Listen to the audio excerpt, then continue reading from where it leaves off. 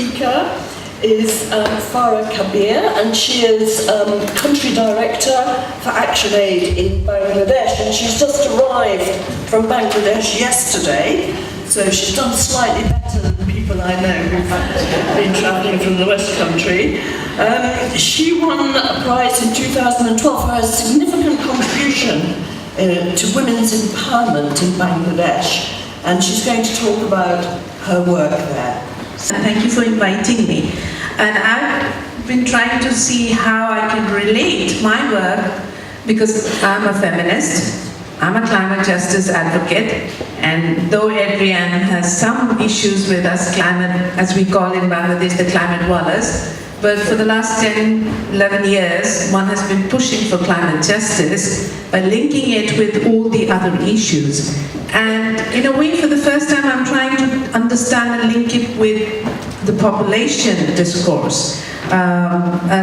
So my slides, thanks. Okay.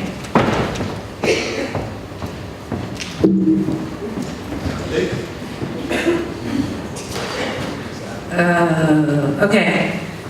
Something is not working. You're coming on. I think it's coming on now, Farah. Okay. Yeah, there you go.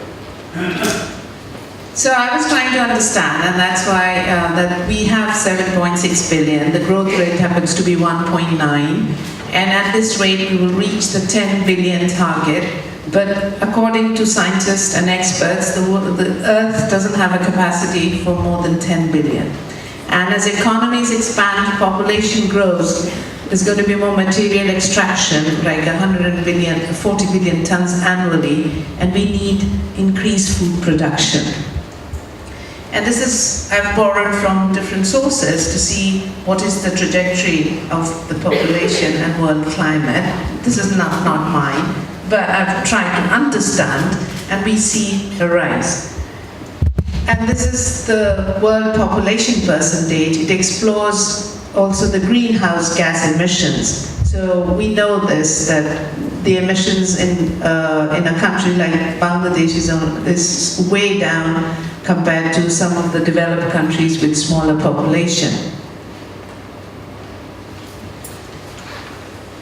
If we continue to live like we do, I was just looking at how much land we will need. In Bangladesh, that's the bit of, the green bit is the amount of land. If you maintain the standards and the lifestyle of the USA, that's the lot of land you would need. Since this conference is more about population, I was trying to understand, is population growth and global warming are linked? But is that the only reason? Now, we've been hearing earlier that there is a strong link, but it's not the only reason. What about people's consumption behavior? Because the world's top 3 emitters contribute 14 times more than the bottom. And something that Adrienne was also talking about in terms of consumption patterns. So we can't just say that it's about population, because where there is less people in some countries and yet higher emission. And I link it up, or we link it up with globalization, industrialization, and the unsustainable lifestyle, but also with the other point, which is inequality and the absence of equity. Now, I come from the south. I mean, just before I give you examples from Bangladesh, I was looking at that if we all were to become vegetarian, it would still not solve the problem. Okay, so from a certain perspective, from a country that is developing, we have issues of poverty, lack of education, cultural practices, harmful practices, patriarchy, control over women's body. Some of these issues linked with population growth. At the same time, we have disasters, conflicts. These are also main drivers. Then people in the global south are most impacted.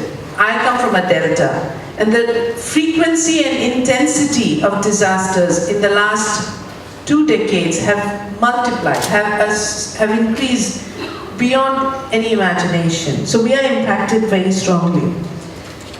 I was also looking at the Lord Nicholas Stern report. The climate economist who worked in India, and India is seen as overpopulated and therefore the demand is increasing, in 40 years says that polluting high carbon development would leave India alone accounting for a huge chunk of the world's future emissions, making it very difficult to keep the global temperature rise below the internationally agreed degree of 2 centigrade. That's true, given the numbers, the population, and same thing is happening with China already. But when you bring the light to Bangladesh, and you think about what's happening in Bangladesh, we're a very young country. We became independent in 1971.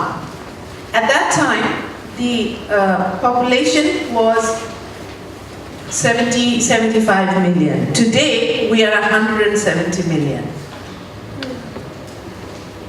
It's scary, but it has also got some positive impacts. In 2018, we were 161 million. We have had a GDP growth rate. I know I'm not one of those who subscribe to the growth model, but coming from Bangladesh and looking at its sustainability, we have had 6-7% growth rate. And that's definitely been in our favor. How have we managed to have this growth rate? It's because of the women, 4 million women working in the apparel industry, the ready-made garments, and I'm sure many of you are wearing clothes that have been made by them. And also the men and women who go overseas as migrant workers. They have seriously contributed to the growth of the country. And the diaspora sending the remittances. But if you look at our emission, even though we have doubled in 40 plus years, it's way below 0.4. So we would like to look at ourselves as the nano emitter. You know the nano car?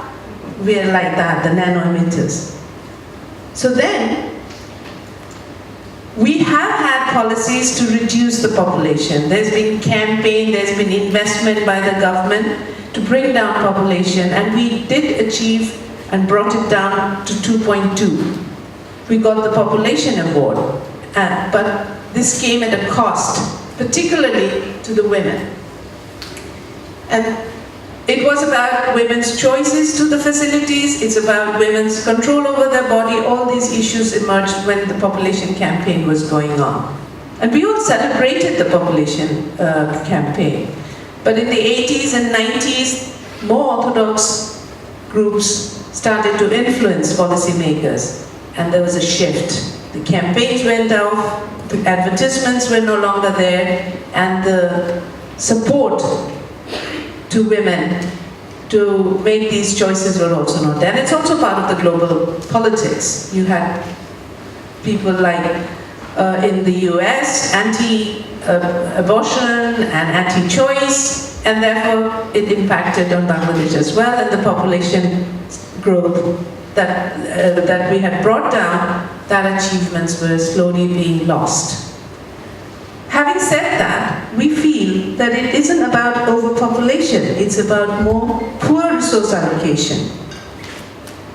We don't live in a world of lack, but of extreme waste and an inefficiency in food, energy, land use, and financial system. Some of the consequences of the economic growth has been multinationals and the global developed north pushing models of development heavily dependent on infrastructure and fossil fuel, not on the real solutions, but more on the false solutions. And there's many examples that I can give of you in terms of Bangladesh. Here we are faced with so many disasters. We have come up with the most powerful adaptation that are being seen and used by other countries as examples of adaptation. We have improved our disaster management, we have improved our disaster governance, early warning, all the possible actions that we can take to address the problem of frequent disasters. But the disasters are not stopping. The emission has not gone down. We are at the receiving end of all this. And part of this, as I said, is being pushed by multinationals, by companies, corporates, and the development model, which is very heavily based on infrastructure and fossil. Now, if you read some of the literature, you will say Bangladesh is gone. Sea level rising, the intensity. But here are the people who are resilient. They're adapting. But what solutions were we given? We were given solutions like embankments and dams. These were brought in the 60s by US companies, and the Dutch engineers, US engineers are engineers. They did not have the vision to think of the long-term consequences. And as a result, it has all boomerang. There was this idea that there's waterlogging, so you should go for shrimp cultivation. That meant easy profit. Easy profit for some of the urban elites, for some of the rich, not necessarily for the farmers, the smallholder farmers, or the poor day laborers. As a result, it has had many negative consequences. Shrimp cultivation has taken away the agricultural land. It's been used, it cannot be used because it's damaged the soil. Only a few people benefited. We also have a north in our south. The 1% that makes all the money, while the 99% altogether even don't reach that level.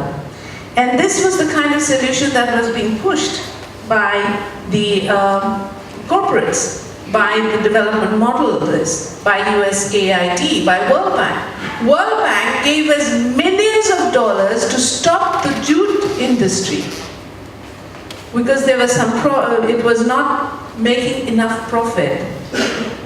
They were happy to give us millions so that we would stop the jute industry, not support the jute industry, which may have had some weakness to overcome, despite jute being one of the most friendly materials, environment-friendly materials.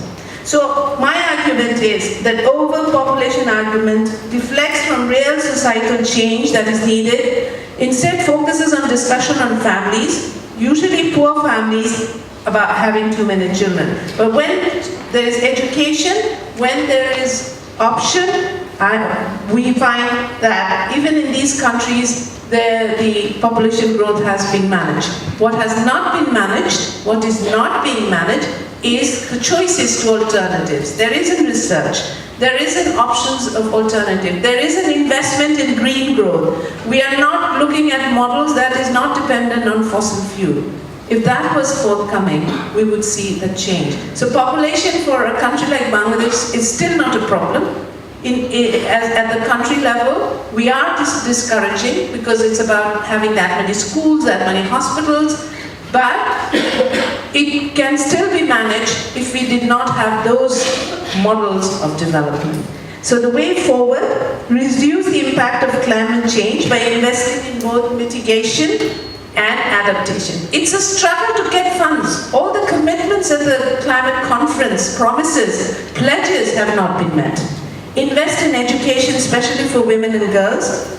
A global commitment on sustainable consumption and production. We would encourage investing in reducing population, but as a choice, and informed choice for women, not control over her body. And reduce inequality by ensuring rights of people, equitable distribution mechanism, and building resilience. There's a lot of, there are models and there's practices that the rest of the world can pick up from Bangladesh in terms of how resilient we are. I just wanted to share with you, this is a book, photo book, which is called The Land of Resilience. And the photographer says, so do you take a little walk every day? How many pairs of shoes do you really need? How much clothes you have brought? Do you really need them? How many, your carbon footprint, are you aware of it? Can you live without air conditioners? So I found this very interesting. His book is on the website. Plastic bags. This was, again, as I was giving you the example of jute, we could have replaced plastic with jute many, 2 decades ago, but because the plastic lobby and the corporates are so strong, and the World Bank gave us that much money to get jute industry out of Bangladesh and continue with plastic, and that's damaged our environment. So I hope that together we can make that change. and have a better world that we can live for our young men and women. Because I think they're going to hold us accountable. Thank you.